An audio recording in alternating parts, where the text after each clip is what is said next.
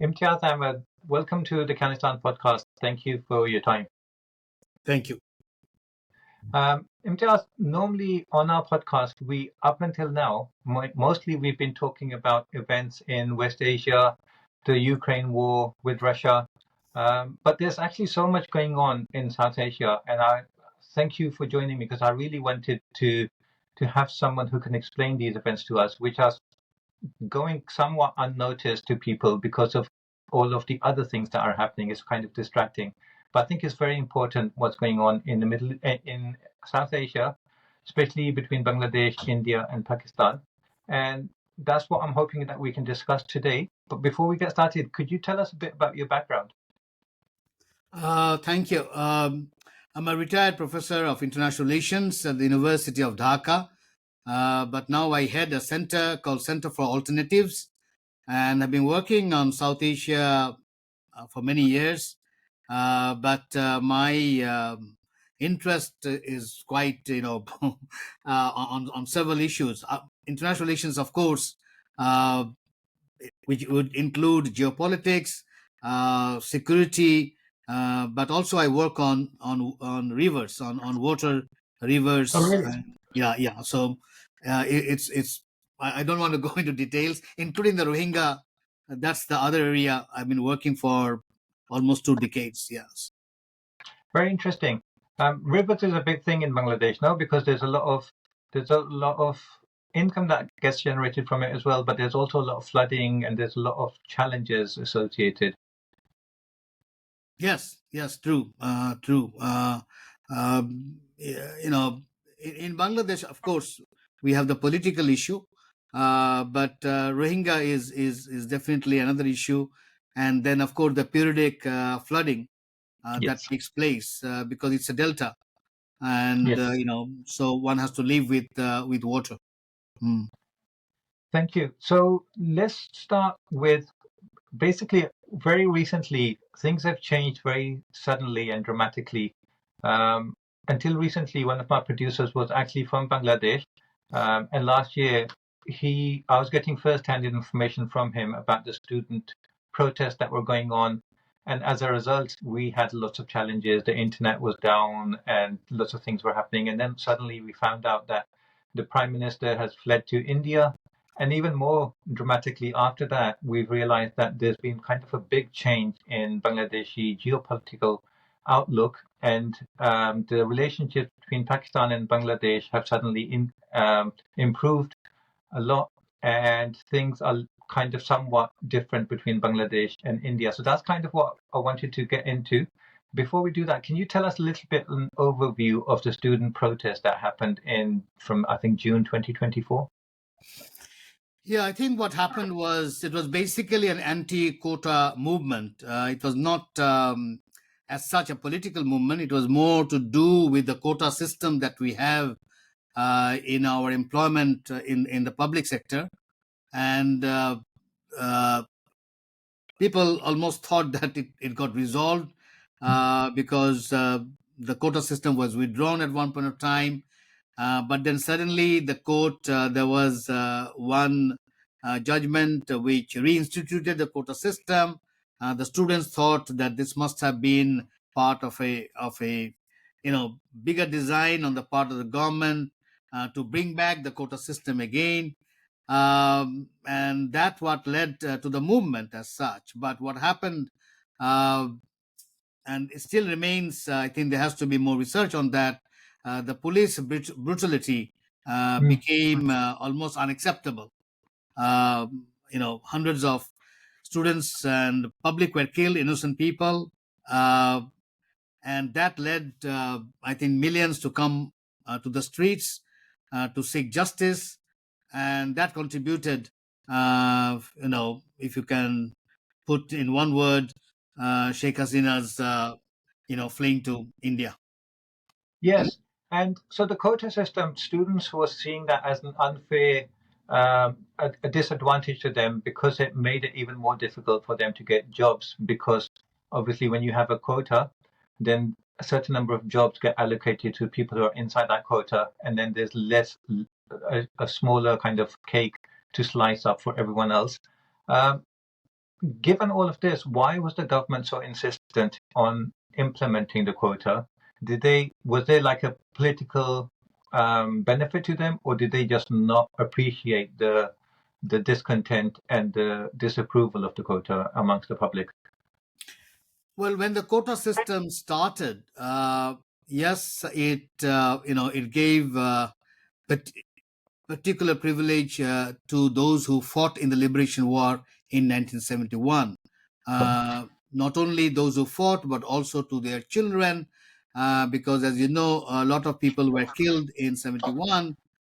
So freedom fighters' children were also could get employment in that quota. But after 50 years or so, there was hardly any left. The children, whoever, even if he or she was born in 71, would be by then 50 years old. So what happened, I think, the movement started, I think, if I'm not wrong, in 2018, when the government decided to extend it to grandchildren. That is where the conflict started. And so students got down to the streets back in 2018. Now, the quota system also included two other sectors. One were the women, and other one was the disadvantaged minority communities. They also had a percentage in the quota system. So in 2018, when there was quite a big movement to abrogate or to cancel the whole quota system, the government then decided to stop all the quota, even the quota on women, on the ethnic minorities, which was not part of the protest. In fact, they only wanted that it should not be extended to the grandchildren. I think that was probably, I think, the main objective of the movement. Now, that ended in 2018. So a lot of people were thinking why women, quota was removed, and why the ethnic minorities would not get the special advantage, etc. But then suddenly, uh, and this happened after the January 7th election in 2024, when in one of the lower court, the judge revoked the earlier decision and reinstituted the quota system. That is when uh, you know the movement started for the second time, thinking that it must be a part of the conspiracy on the part of the government. The government was in favor of quota. They also wanted to cancel the quota system, no doubt about it. Because they were saying, but the way they were doing it and the pace they were taking, and I have said on several occasions, I think what happened was the government or the ruling party did not know how to handle a populist movement. You see, populist movement, I'm sure you're familiar, it can happen anywhere in the world. Now, as a social scientist, I can say when you have a populist movement, what you need to do is you need to give more than whatever they are asking for. That's how Yeah, you stop a populist movement. You don't fight against it. You don't stop that because it's a populist movement. yeah, Now, there, I don't know, I think inefficiency was there. Of course, the element of authoritarianism was there. Some would label it also fascism, etc. There was complacent that because they were in power since 2009 onwards, so they thought we could do whatever we like, and then they took a hard line. And what happened was, as I say, the killing really changed everything, because after the killing, uh, people from all walks of life thought that the government has to go. It came to a one point demand. So it was a quota movement. It was not a political movement at all. But I think they did not how to handle it. Well, there are a lot of conspiracy theories, but the point here is, if you mm, tell me the killing really changed everything. yeah. And there was actually lots of news coming out at the time. It was very difficult at the time to get any actual official news in Western media, which was very surprising for me. I don't know if that was like a kind of a a conscious decision or whether it's just news was kind of being suppressed because of all of the other big events happening in the world. But I was finding it very difficult to get good kind of um, uh, verified news.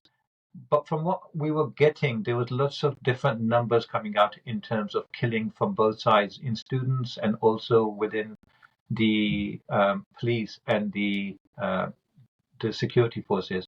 So now it's been a while since the government has collapsed and the new government is in place. Do we have like more proper numbers now of the casualties on both sides? Well, the new government has a figure, I think, around 830, something like 830, I think. But still, it is been disputed. Some of the non-governmental figures are pretty high. Then there are also figures which would be, in around that figure. But whatever the point is, it's pretty high because, as I said, it was an anti-quota movement. It was not something. It was not something which one would regard it as an existentialist threat. Yeah. Nothing of that kind. Now, why so much killing? It's still, I think, there has to be more research on that. What happened? Was it arrogance? Was it something that it almost borders on psychosis? Because the number of killing that took place, and bulk of them, were innocent people, not even politically involved. Some were children. That was even, puzzling to many, that why Yeah. children would be shot. So, as I said, it still remains to be. I think that I'm sure there'll be more research on that. But the Yeah. killing really, you can come up with different conspiracy theories, but at the end of the day, is the incumbent regime is responsible for Mm. security. You can say that there are other elements were involved. You can come up with all those theories, but at the end of the day, it is the incumbent regime which must take the responsibility. Very true. So yes, it went out of hand, and that led to the regime change. So the protests, I think they started in, I don't know, May or June 2024, and by August, the Prime Minister had fled to India on a helicopter, I think, along with her sister. And since then, we have like an autocratic government in place in Bangladesh, led by the Nobel Peace Laureate Muhammad Yunus. I think is he a Nobel Peace Yeah, Laureate? Nobel Peace Yeah. Prize. Yeah. Yes. So yeah, he's very famous for the work he's done. Obviously not in politics, but in economy and helping people in terms of building up businesses and especially women in Bangladesh. So, how long is that government going to be in place, and when are the elections due? Well, it's a good question. Now it looks most likely the election will be held this year in 2025. I don't think they can take it farther than that because Really, yeah, I heard that it was going to be in place for 2 or 3 years before elections. So, is it quite soon now? Elections? no, it doesn't. It doesn't look like. I guess one of the reason is the whole business has come down, Mm. has slowed down actually, Mm. because as you know, business people, they don't want to take any risk. They want stability, both business people at home and those who want to invest from outside. So the economy has slowed down. That is putting pressure on the people. The prices of the necessities have really come up, really gone up. So that has created resentment. And also the geopolitical context, the global context also is pushing for a quick election. And Yeah. when I say that, it is not only India, which definitely would want to see an elected government rather than the government that we have now, Mm. but also the United States with a change of regime in Washington. Maybe Democratic Party, with which our chief advisor had very good relationship. He's a friend of Bill Clinton and Hillary Clinton. So he had good relationship with Democratic Party, but not at all with, I would say, with Donald Trump and Republican Party. And I'm sure you know Donald Trump. Anybody knowing Donald Trump, Yeah. you I know, think everyone in the whole world is holding their breath, not knowing which way things are going to exactly. go. So my take on that is that Republican Party, Donald Trump government would insist on an elected government as quickly as possible.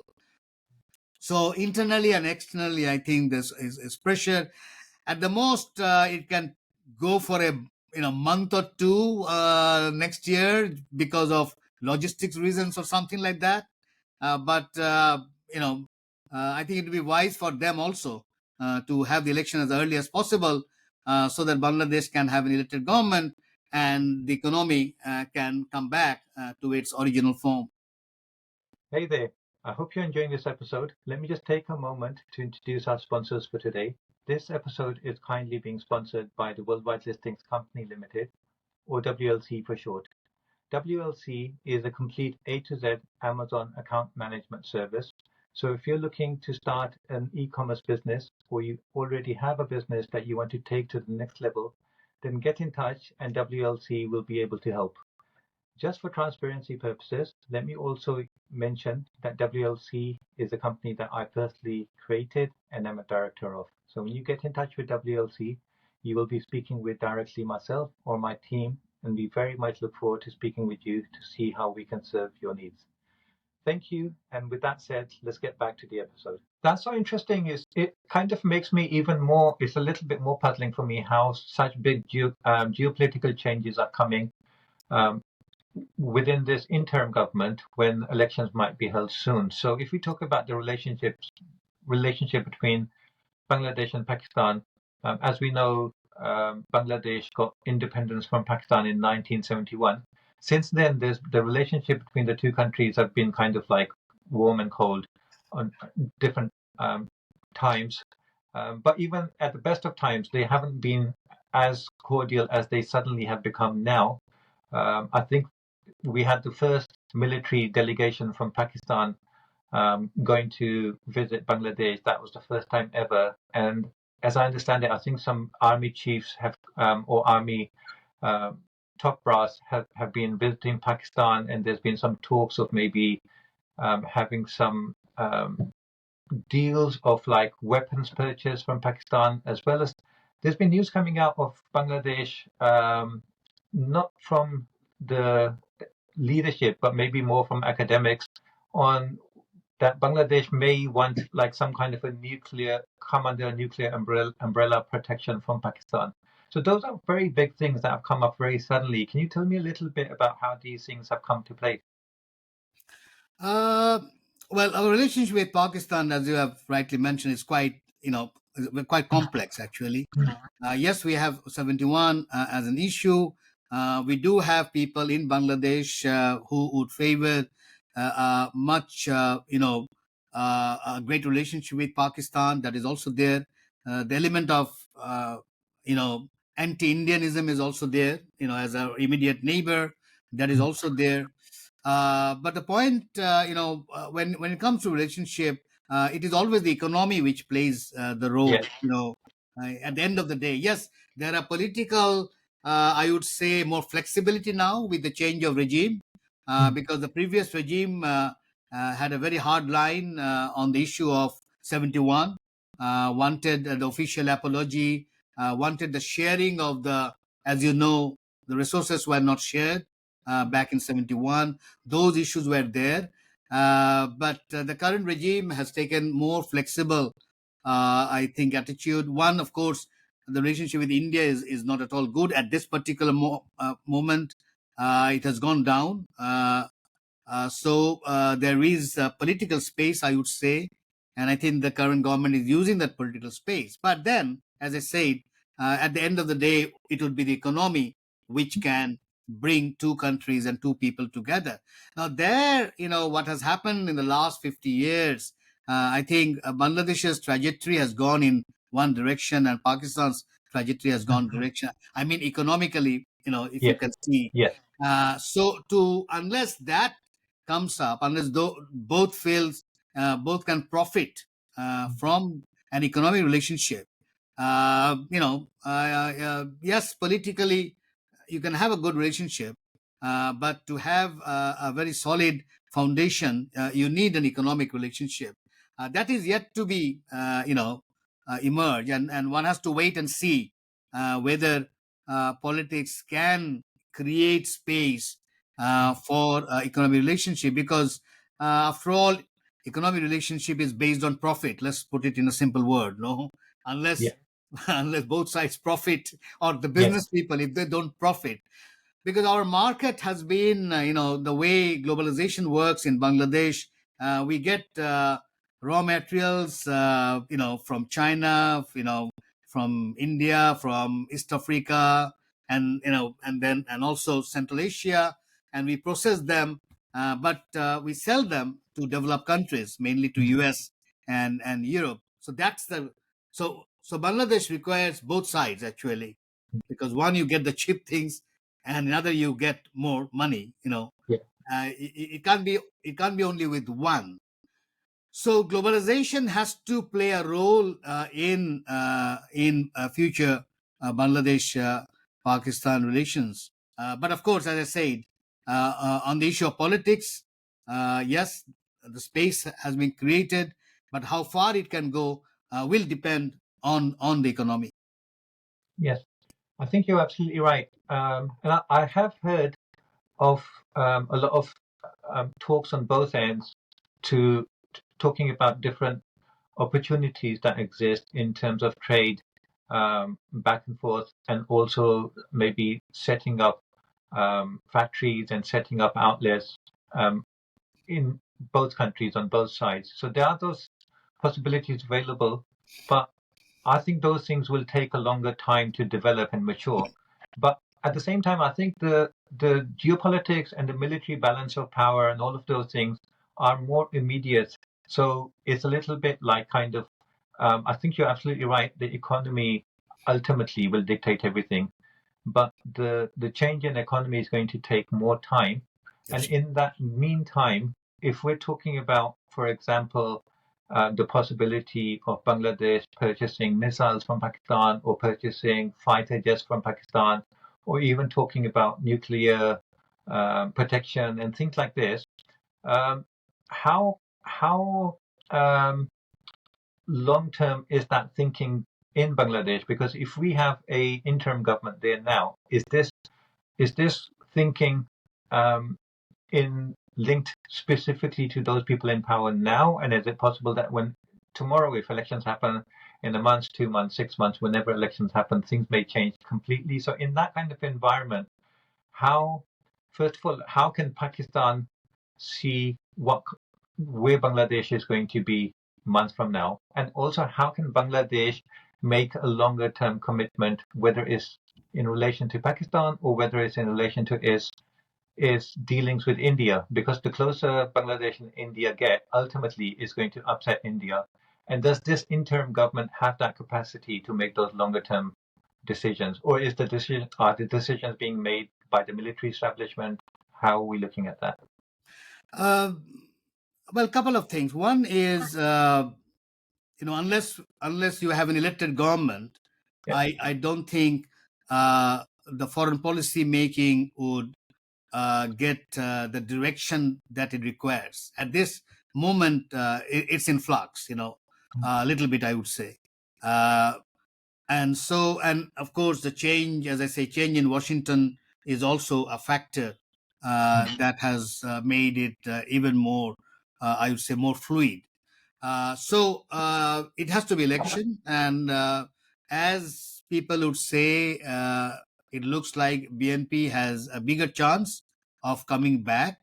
And now, an elected government, as you know, one of the first tasks of any elected government would be to look at the economy. Yes. That's, I can go back to Bill Clinton's famous statement that is the economy is stupid, if you remember his Yes. election campaign. So now, if BNP wants to go for economy, the thing that would matter most is how to revive the big investment that Bangladesh needs.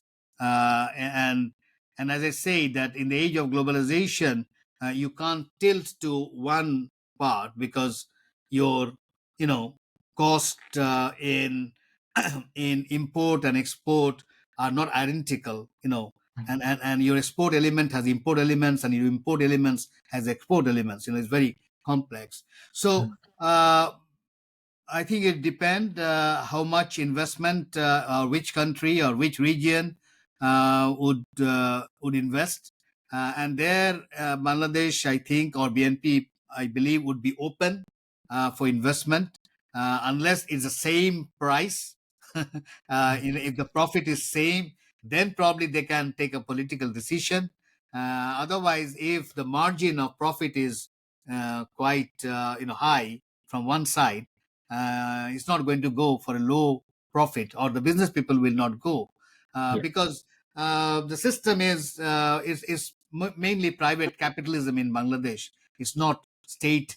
Yes, there's an element of state capitalism, but it's mainly private business people who run the show. So I think it will depend where the investments would come from. But as I said, there are scope because of the political space that has been created to see what areas both can benefit, and it has to benefit both. So I don't see business from the point of view of politics only. Yes. Because at the end of the day, it has to be profit. Yes. Otherwise, no businessman, whatever you say, the fellow is not going to invest. So Yes. I think we should look into different areas, and I don't think it's a zero sum game.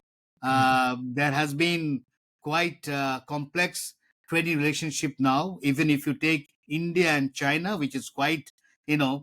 politically, they have different positions on many issues. But India's largest trading regime this year has been China. Mm. It surpassed United States. More Indian students now go in higher studies go to China than to UK. That has Yeah. also changed.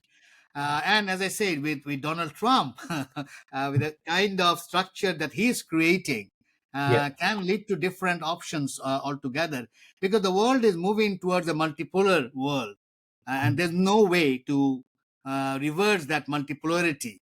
And so, Yeah. in that multipolar world, one has to see in what area Bangladeshi and Pakistani business people can profit, both can have what you call advantages, but not just looking into politics. I don't think will go very far. Yeah. Also, I would like to know a bit more about Bangladesh's relations with China as well, because you mentioned just before our recording session that you're actually coming to the UK um, for a seminar where you're going to be talking about analyzing the process of analyzing China. So maybe you might be able to kind of enlighten me on that as well, because as I understand it, I think Bangladesh has kind of lagged in its dealings with China. There's a lot of mistrust between China and Bangladesh government, and maybe I might be completely wrong, but is that because the closer relations that Bangladesh has had with India, and obviously the difficult political relations that China and India have had, has had that impact? And again, that's in that case, that's another kind of a case where economy is important, but if politics is not handled properly, it will impact economic opportunities as well. Yeah, I think what happened with the previous regime, they became too dependent politically on Delhi, Mm. because one argument would be, and I think there's quite good reason for that argument, is the kind of election that they had.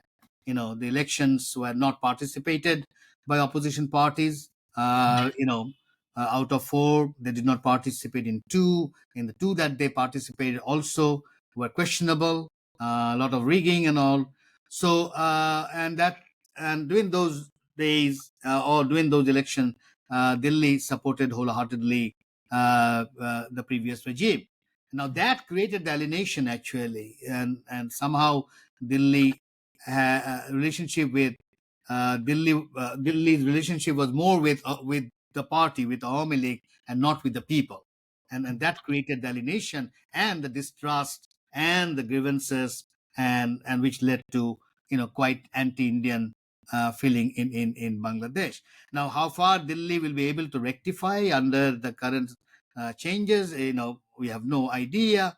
But the point is, that really shattered, the kind of relationship that the previous regime wanted to build with India. Now, the point here is our economy is very, very complex, and because a lot of economic activities even now is with India, not Yeah. only the formal one but the informal one. And you can't change overnight, because some Yes. of the things requires long term, or requires other countries or regions which can give, and the price has to be less, and all those things. Okay. Now, in between this, you have China, which actually has invested quite a lot in the infrastructure, mainly on the development. Now, with China, as you know, they're not so much interested in domestic politics. They are more interested in developmental efforts, whatever they are.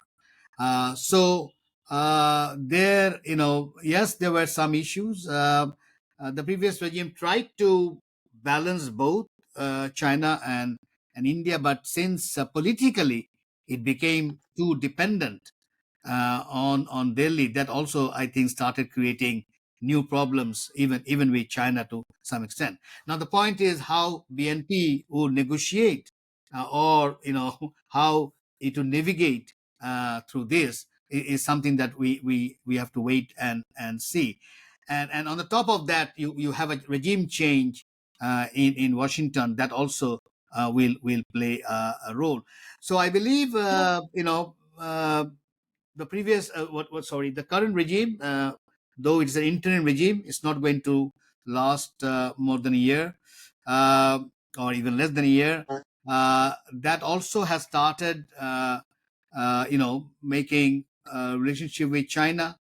But the point is, I think China would wait and see what would happen with the election. They would Yes. also want an elected government. They would not say that so openly, but knowing some of their policymakers, they also have slowed down, and they would wait for an elected government to come. Now, I think Bangladesh's position geopolitically, it's always been the case that it wants to uh, keep relationship with all actors, uh, and the reason is based on the economics. Actually, as I said, it can't afford to have, it can't tilt one side or the other. That's the problem. Or that's Yes. the opportunity, or you can say that's the Yes. blessing. You can, it to depend how you want to phrase it. So the animosity or the criticism that sometimes you do see, that it also has to is related with the elite class that we have in Bangladesh, where their one leg is in the West, actually, not in China. Their children, they all, it's similar to Pakistan. The children live in Europe, or in the United States, so they know West a lot. But now with Donald Trump coming hard on immigration and all, you never know. How elite to respond to that. We have no idea. So we have to wait and see. But at the same time, the elite is also interested in the development of Bangladesh's economy. And now that they know very well, they can't do it without China. The kind Yeah. of money that China now has, they Yeah. can invest more on lot of things. So they also would want to balance this whole thing. So I believe we have to wait for the election to see whether it is BNP, and most likely that's the party which is coming to power. It was in power before also, so they know the mistakes that they did earlier. They know their plus points, what they did earlier. So maybe they will mature in a way where they'll be able to handle geopolitics in the age of globalization. Let's put it that way. So Yeah. and which is a very complex phenomenon. It's not so easy. Yes. I say there are I think in one of my books I say it has to be multi-layered, multifocal, and multiverse. Yeah. Because that's the what you call world that we are moving into, and the world has never seen what I say, a kind of multipolarity that is happening now. The regions have been multipolar. Europe has been multipolar. South Asia has been, Africa has been multipolar. But globally, this is for Yes. the first time the world is moving towards multipolarity, and we are not prepared. I would say intellectually, we are still either in unipolar or bipolar. We can't think of Mhm. multipolar world. So it's a challenge for everyone, Yeah. and I believe uh, the coming regime or the elected government also will face this particular challenge. Yes, Professor Imtiaz Ahmed, I do want to talk to you about the internal politics of Bangladesh. Before that, let's talk a bit about Trump and his administration. You've mentioned that a few times, and rightly so. I think it's the white, it's the elephant in the room.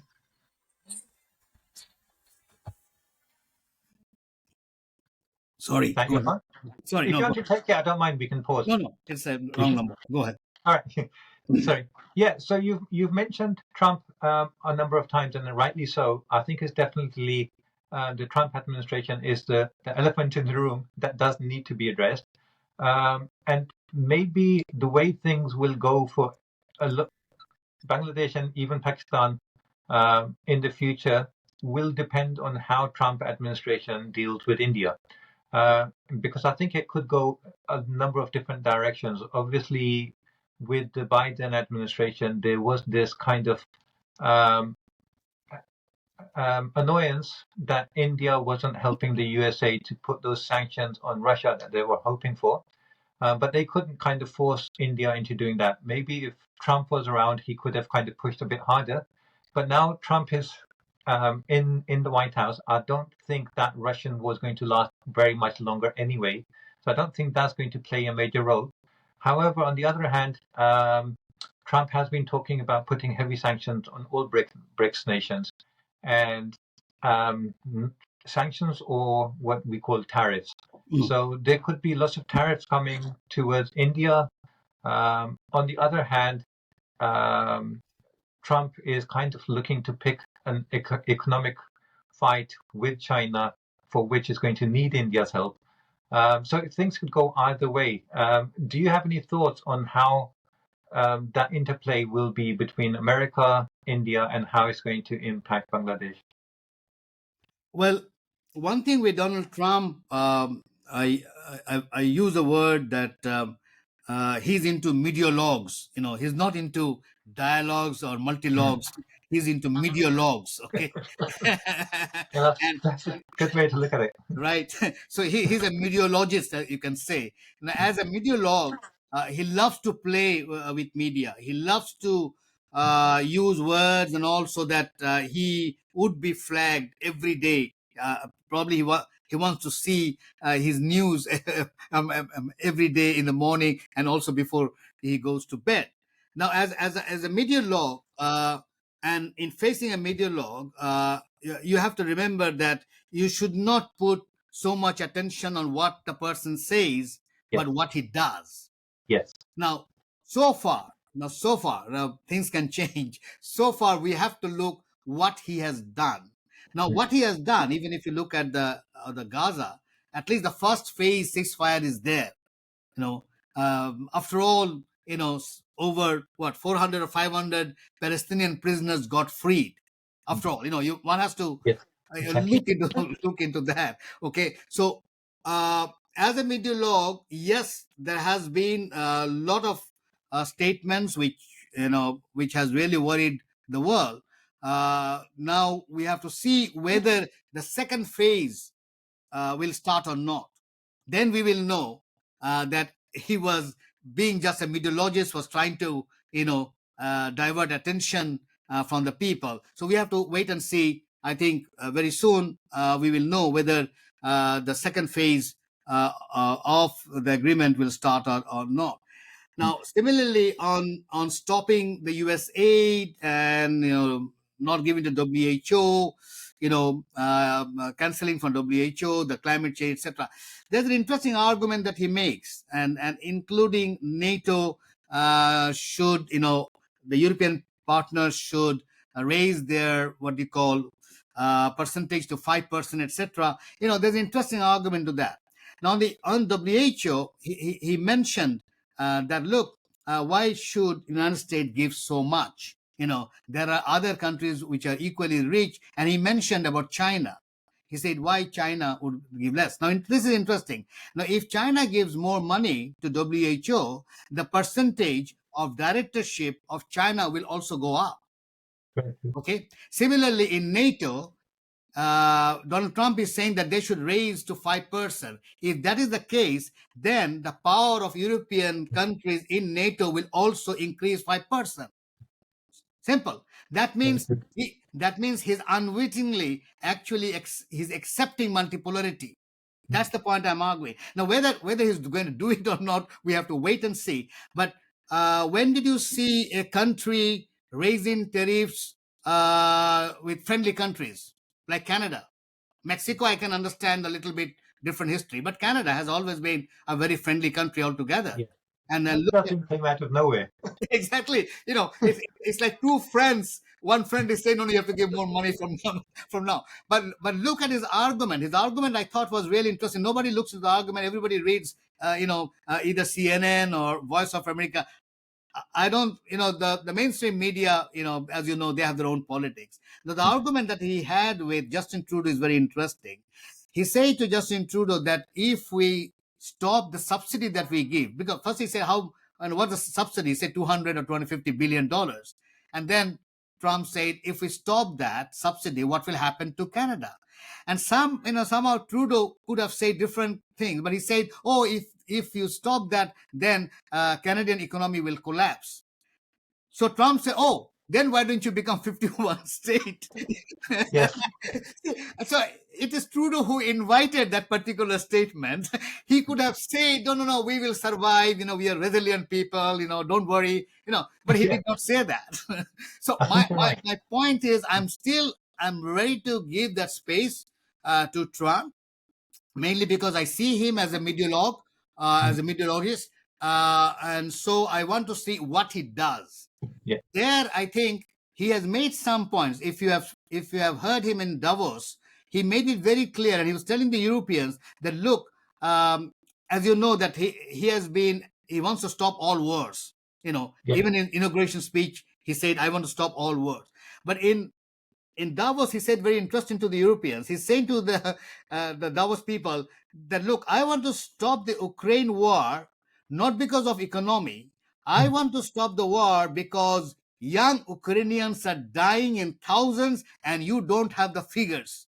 I have the figure how many people are dying there. Now, which American president has said that? Even at the height of Vietnam War, we have not heard that. So Yeah. this is an interesting person. I'm not trying to say that he will be able to deliver, but the point is, as I said, we have to see what he is trying to do and what action he will take. So we have to wait and see how it unfolds.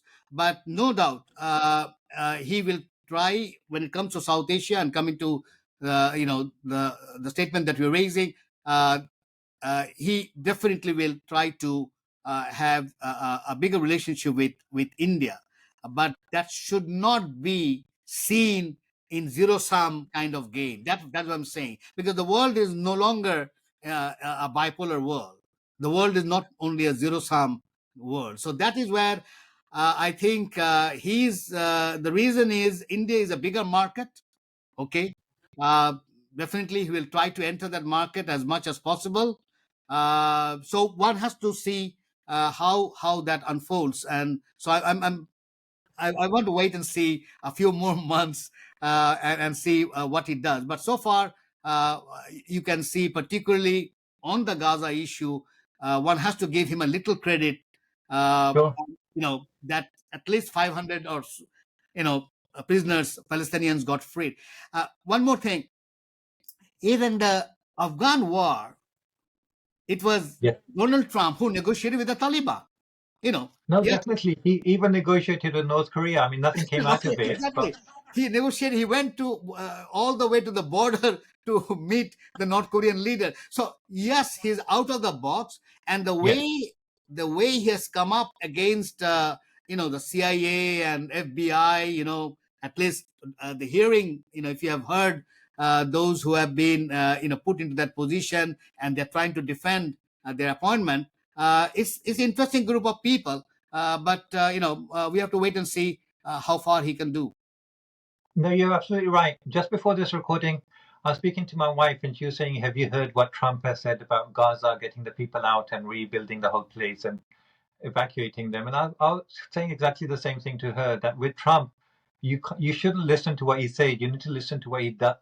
Absolutely. So I'm not saying he's not going to try and evacuate people. Who knows? Maybe he Exactly. will. But right now, what we know is that he has initiated the ceasefire, which Biden couldn't do So or didn't want to do, but he's done that instantly. At the same time, yes, he's talking about these things, but he likes to throw out things, and sometimes he just wants to see what the reaction he gets.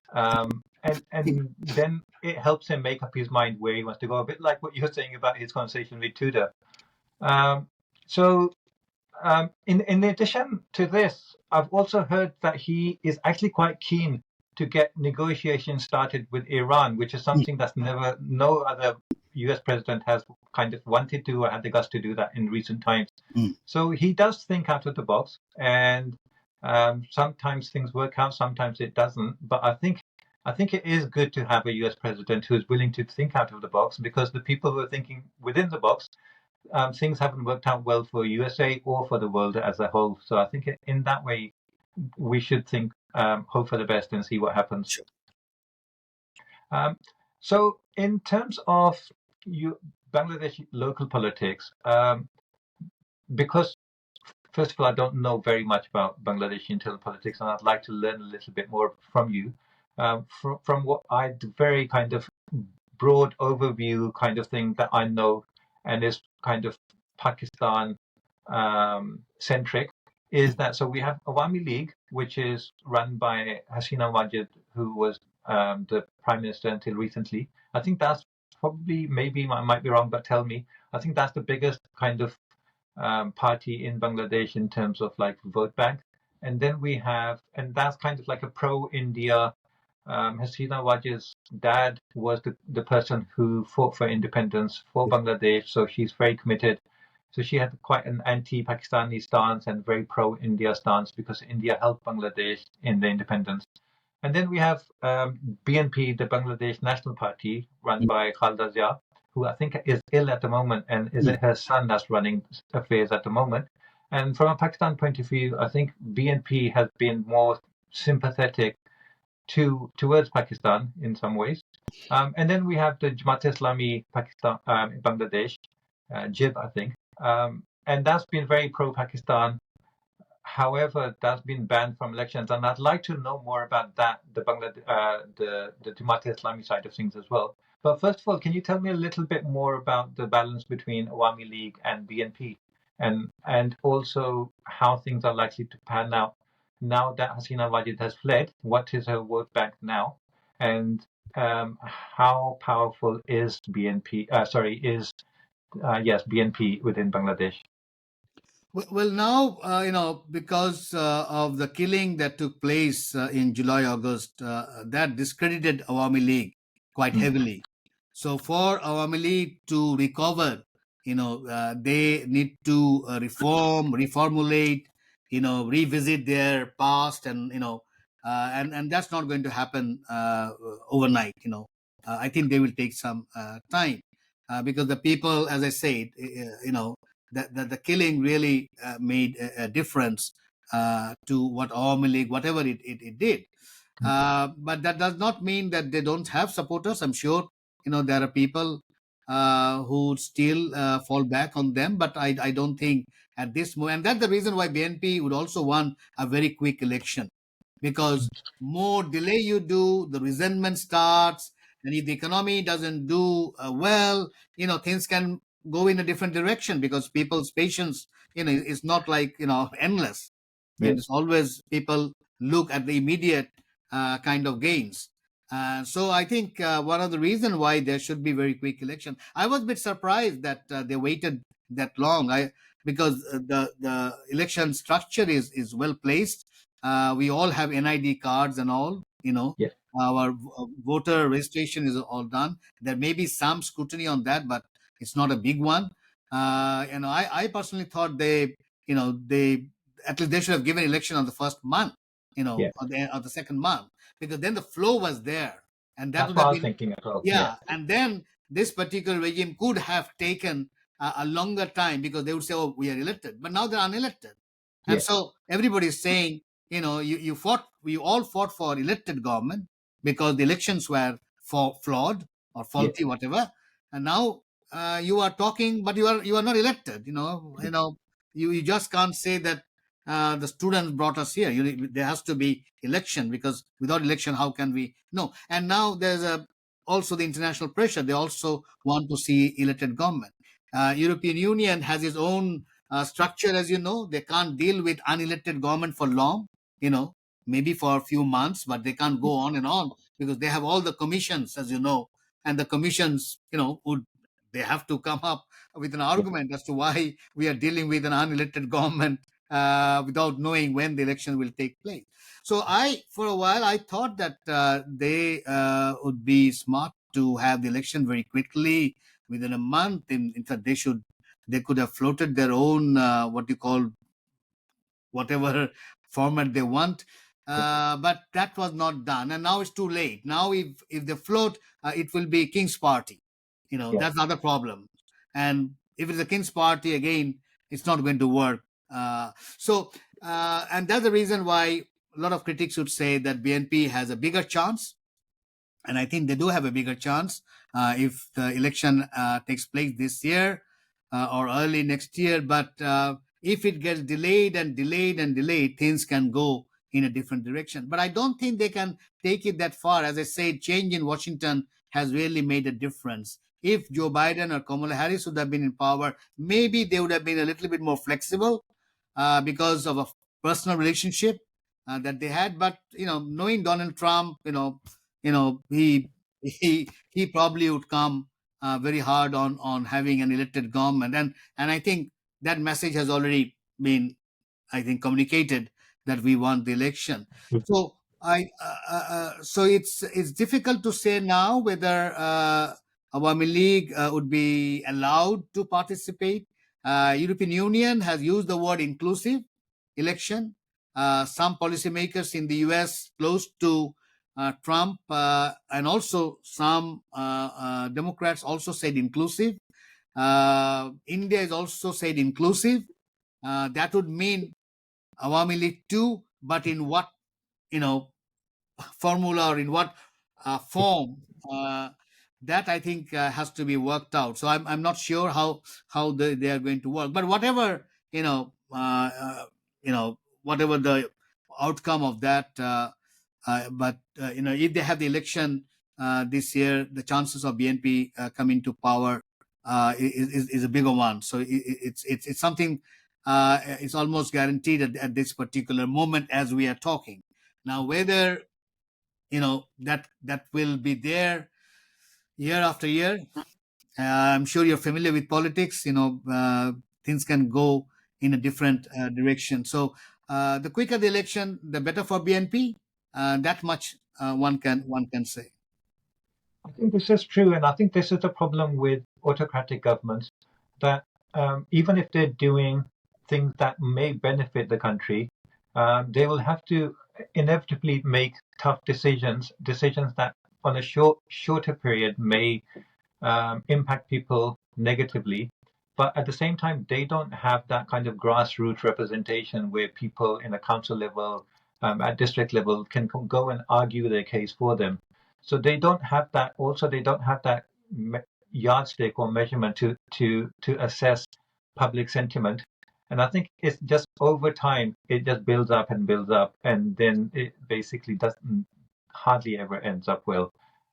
Whereas when you have like an elected political government, even when things aren't going very well, have a better understanding of how to gauge public opinion, and also they have grassroots representation that can kind of argue their case, whether it works or not, but at least they have that kind of capability to argue their case at grassroots levels.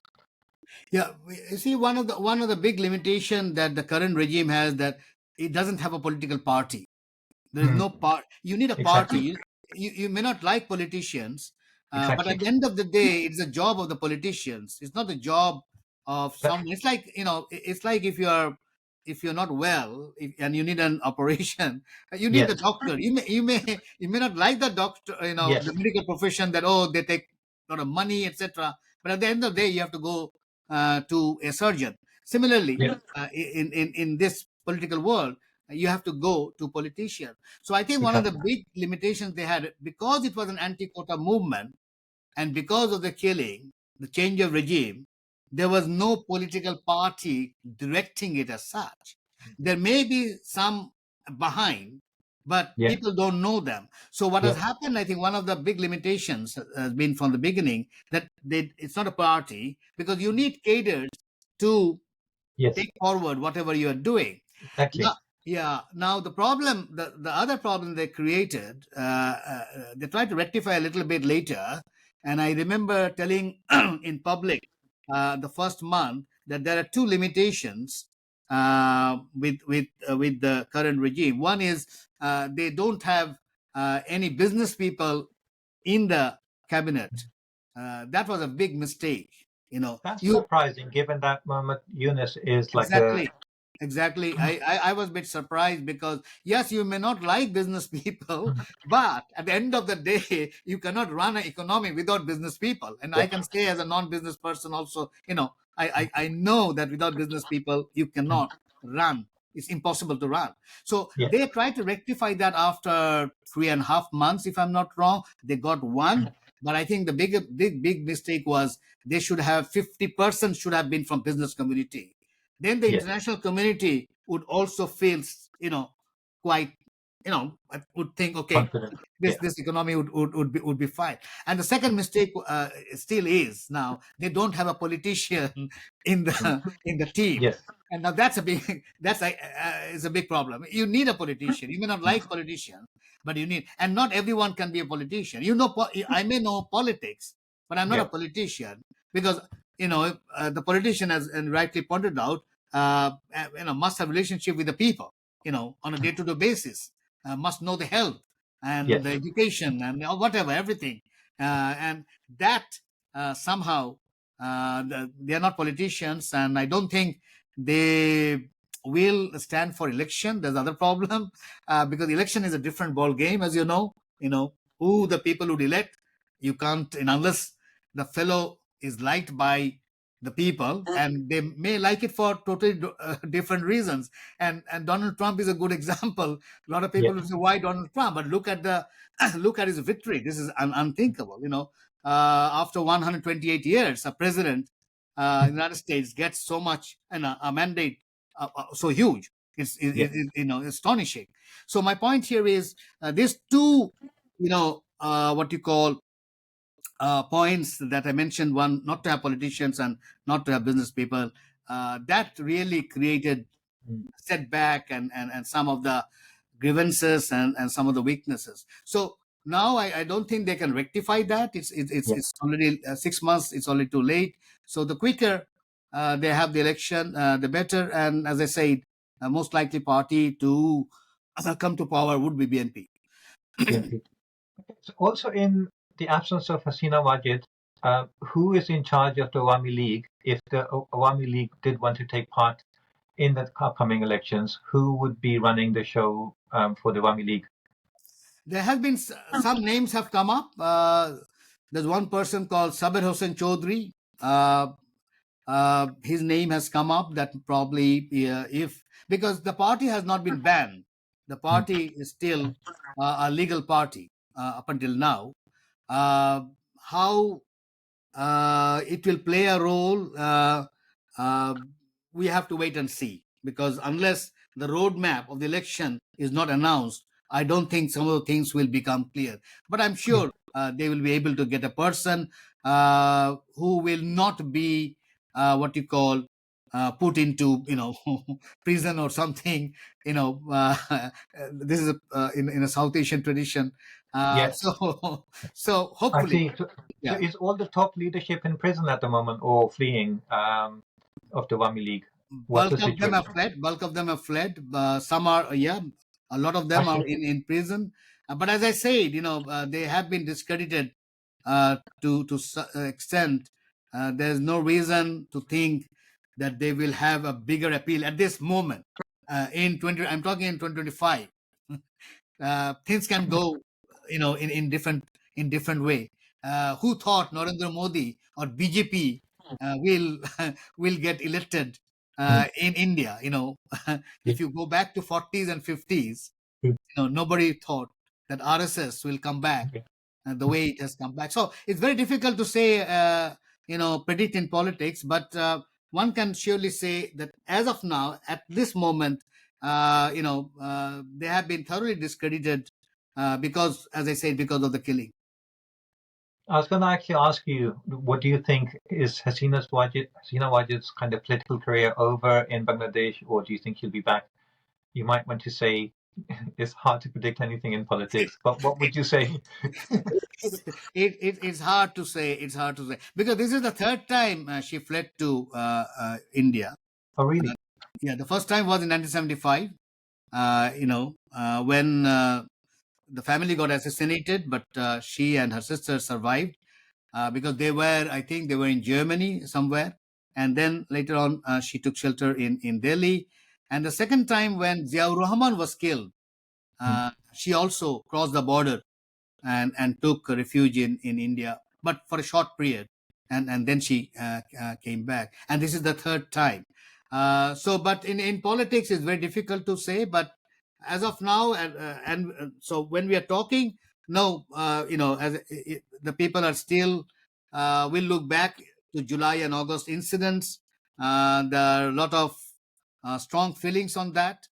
I believe, at this moment, coming back is not so much an issue. But in the long run, nobody can say. Sure. Okay, so please tell me a bit more about BNP. When were they last in power? How did they do? Why have they been out of power for so long? Did they make big mistakes? What were the mistakes that they made? And how strong is the party now at grassroots level in terms of like, what you call it?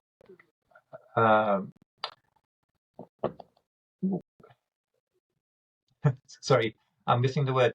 When they do statisticians do surveys and things, how strong are they coming up? Well, the BNP, well, they were in power. They lost out in 2007 when we had a 2 years caretaker government backed by the military, because they tried to change the caretaker system of the election. We had a caretaker system, both the parties agreed, uh, but somehow they tried to play with that in a way which people did not agree at that particular time. And so there were mass protests actually back in 2007, which led the military to intervene. And we had a 2 year caretaker government. They were behind, the military was behind, but they were, running the shots. And the election took place. But at that time, we did not have this national ID card and all. There was a lot of false vote. In the voter list was really, really bad. That got fixed in 2 years' time. And the caretaker government in that time said we need 2 years to fix this, and everybody agreed. Okay, fine. So the voter list is pretty good. We were the one of the first South Asian countries, I think. We had this NID card system and all. It's quite a good one that they did. But so after 2009, well, in that election, BNP participated but lost heavily, and Awami League got two-third majority. Now, when you Oh, get two-third majority, you know the system. You can yeah. change a lot of things. And so Awami League changed the system of caretaker government, saying that, look, we tried to do with the caretaker system, but they tried to mess around with that. So election will take place with the incumbent government, and that is where things started really getting bad, to the point that these elections were heavily rigged, because they were not the participation was low, and it's quite quite an irony, because there was one election, the opposition did not even participate, but still there a lot of rigging. Now, why would you do that? Because Wow. so some of the things happen, no one knows why they happen. I myself was surprised. It's Uh, just yeah. muscle memory habit. I don't know. No, I think there was a competition to show that, oh, in my constituency, this many people came to vote, which was not true in any way. But in Westphalian system, as you know, that even Yes, if it is 20% or 25%, doesn't matter. The point is, if no one, there's no candidate, what can you do? Uh, yes, uh, you know, but somehow,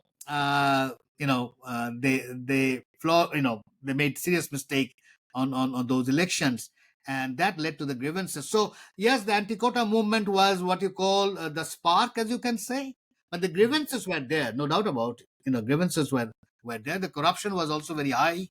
The development took place, no doubt about it. If you come to Bangladesh, I don't know when yes. That's what I was going to ask you. That I've heard actually a lot of good things in recent years about like the development and very impressive kind of projects that were taking place. So, does Awami League get credit for that, or were the other things so big that people didn't really care about the development? that what happened. In fact, yes, there's no doubt development took place. Anybody coming to Bangladesh would know that. And we had the big one with the Padda Bridge, a serious conflict with World Bank, but still, Sheikh Hasina went to build that with Bangladesh's funds. Yeah, and that is where China also comes in. Most of the infrastructure investment is from China and Japan. These are two countries. Yes, but then there was a massive corruption. That's the other point. And the problem with Bangladesh's corruption is the money doesn't stay in Bangladesh. It goes to developed countries. That's the other problem. If the Yes, money was reinvested in Bangladesh, probably we'd have more hotels and more casinos, maybe. But but that did not happen. So the corruption money was drained out, to UK, Canada, Dubai, maybe Kuala Lumpur. So it went out, and one could easily see that some of them were making money which nobody thought they could. So corruption was very high. So there was a massive corruption. Election was also not something that people accepted. A lot of new voters could not vote. So the grievances were high. And of course, the policing, the whole policing structure became very partisan. That was also the case. So the opposition party did not have the space that was needed. Uh, of course, one can also bring the geopolitical issues and other things that was taking place. But whichever you look, people had serious grievances against the regime, and that the regime did not understand. As I said, the problem was, and I could share the figures in the last parliament. 70% of the parliamentarians were business people. wow, Uh, the rest 30% or 28% were former bureaucrats, and only 2% were politicians. You can wow, see the whole politics was hijacked by the business people. wow. Yeah, Is that's that the because business people were taking replacing politicians, or is that because politicians were entering business and taking advantage of their position? No, this has to do with this has to do with the nomination system and I also the see. Westphalian system. So you have a nomination process Hmm. where the business people could come and give money and get the nomination, Yes, and so the yes. real politician doesn't have the money. No one else can afford it. Yeah. Yeah. So, and this is a South Asian problem. Yes. It's not only Bangladesh. I can talk about India's figure. I know 44% of Indian parliamentarians in the last parliament had criminal records, and out of that, 20% had serious criminal records. Wow.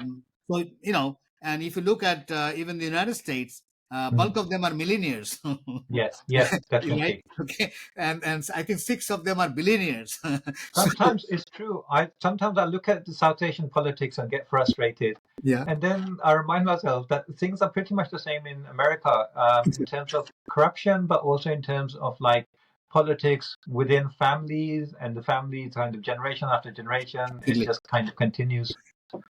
Yeah, and I always say there's a better term for that. It's plutocracy and not democracy. You can use plutocracy. You can say our government is plutocratic, and but if you use democracy, it doesn't make any sense because it's Yes, all millionaires club. exactly. Yeah.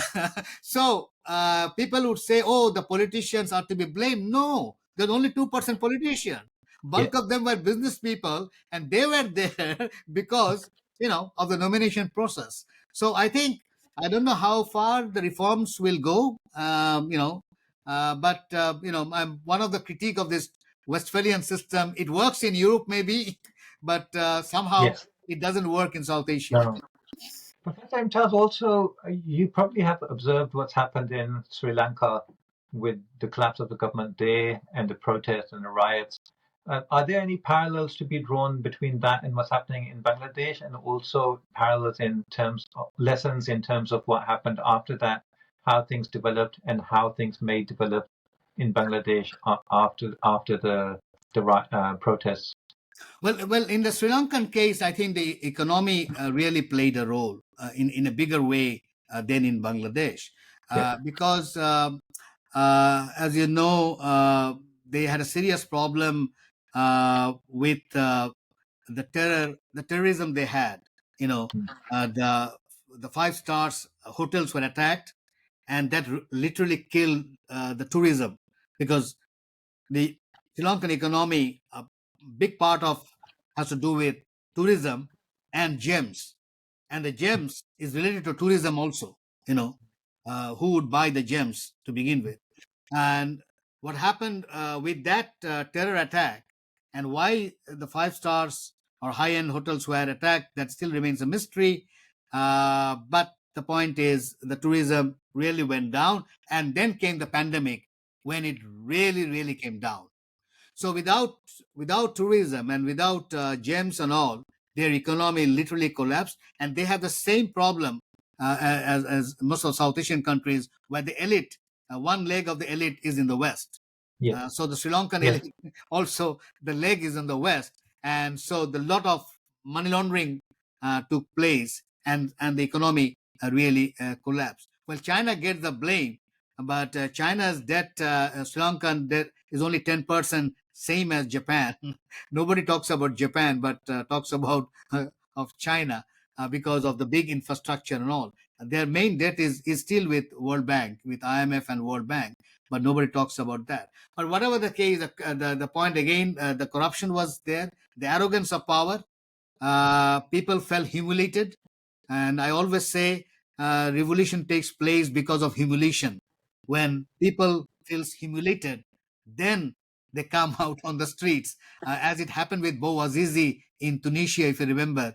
You Yes. know, it is the humiliation. So I think the Sri Lankan people also felt humiliated with Rajapaksa and all, the arrogance that he had, the luxury, and the way they were living, and that really brought. And they had fair elections, so it's not, Sri Lanka doesn't have the same problem as Bangladesh. You know, in Bangladesh case, yes, we had flawed election, but in the case of Sri Lanka, they had very good election. That nobody can Yes. say the election was flawed, but still millions of people or thousands of people came out on the streets because they felt humiliated because the economy really went down. Yes. And so the change took place in Sri Lanka. So in many ways, there can be some similarity, but I would say, It's not. Yeah. no, it's a I different think you're right. Also, please tell me a bit about the Jamaat Islami in Bangladesh. Why are they banned? How much power vote bank do they have, and how much street power do they have? And do they have like a future in Bangladeshi politics, or do you think the ban will be there permanently? Well, Jamaat Islam, one thing is 1971 still remains an issue in Bangladesh, because in 71, as you know, they did not take side with the Bangladeshis, they were with the Pakistan military. And as a lot of killing took place.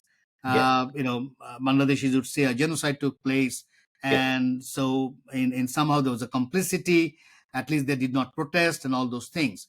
Now, over the years, what has happened, they have come back. They have not been banned by the previous regime. They were deregistered. I think this is something that people have not understood properly. They have never been banned. The party was never banned. The Shibir was banned at the last in 2024, for a month or so. But the Jamaat Islam as a party was not banned. It was deregistered. It was deregistered because their constitution did not match with the Bangladesh constitution, okay. as because they had a religious constitution as such, and also on the issue of women, women leadership and all those things.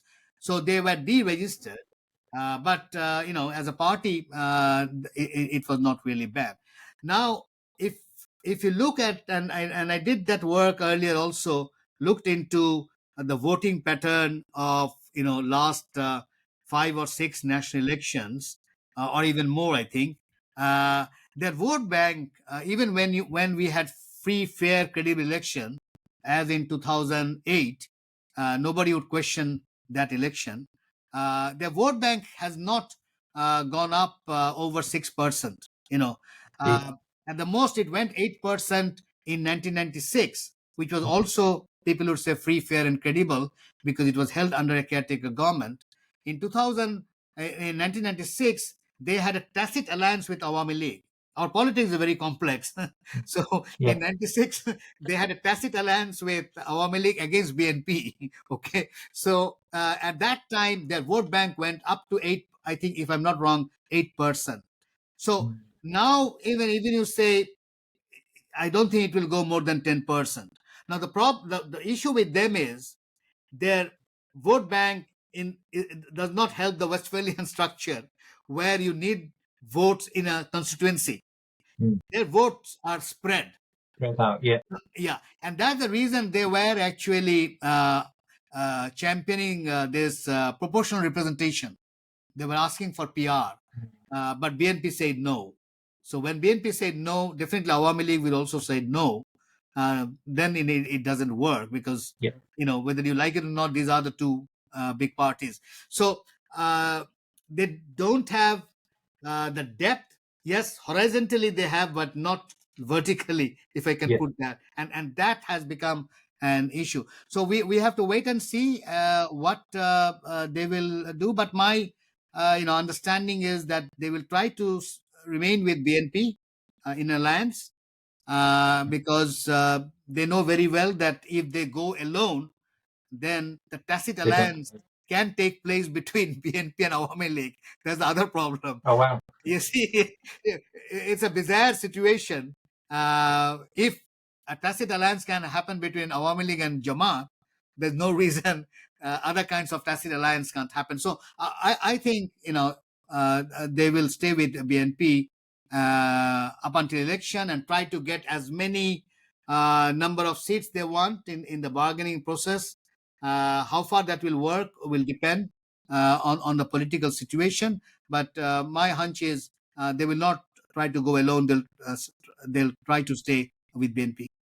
See, do they have like a strong street power? Because it sounds a bit similar to the Jamaat Islami in Pakistan. So they don't have a huge vote bank. When you have elections, they don't have a huge kind of number of elected members in the parliament, but they do have a lot of street power in Pakistan. So they can very quickly mobilize people for demonstrations and protests and make life difficult for the government. So is it kind of a little bit similar in Bangladesh? Yeah, that's the model. That's the model. I think one can say also in Bangladesh, and that's the reason why BNP has also kept the alliance with Jamaat, because BNP street power is not that much. They have broad support, of course, Yeah, But when it comes to street, as you know, it's a different ball game it's different. altogether. So yes, I think it's similar to what's happening in Pakistan. Yeah. And there's another party as well, isn't there? I think it's run by the brother of Irshad Hussain. Yeah, yeah, Jatiya Party, JP.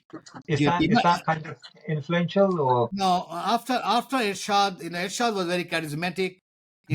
No doubt he took the help from the military, as he was a military chief. But still, he was very charismatic. yeah, Um, and a little bit like Donald Trump, I would say, I see. saying one thing, doing another thing. Okay, so that charisma, I don't think his brother has. So I don't think JP has a future unless they come up with a different leadership.